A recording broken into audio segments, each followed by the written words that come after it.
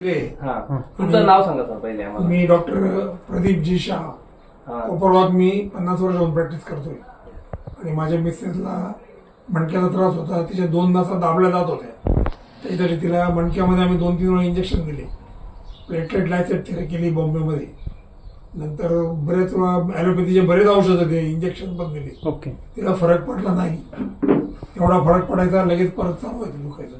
आता हे जे आम्ही औषधं चालू केले आयुर्वेदिक, ओके.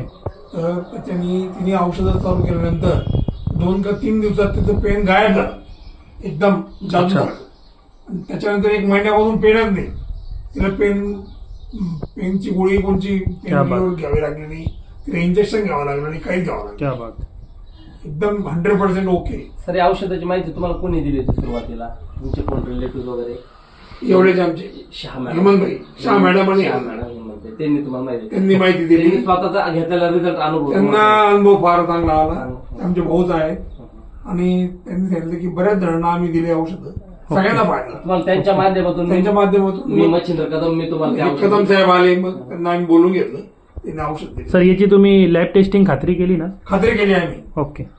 म्हणजे मी तिचा बीपी दिवसाआड चेक करायचो, ओके. पायाला स्वेलिंग आहे का बघायचो, ऍसिडिटी झालेली तिला. ओके. आणि तिची आता 4 दिवसावरून शुगर चेक केली. यस. ती पहिले आधी जी होती त्याच्यापेक्षा कमी शुगर निघाली. क्या बात आहे. याच्यानी खात्री झाली की याच्या स्टेरॉइड नाही 100%. आणि याच्यानंतर तुम्ही आता आपण कोण आम्ही त्याला घाबरतो. स्टेरॉइड जर फरक पडत बरोबर, ते डेंजरस आहे. डेंजरस आहे. त्याची साईड इफेक्ट फार आहे त्याची.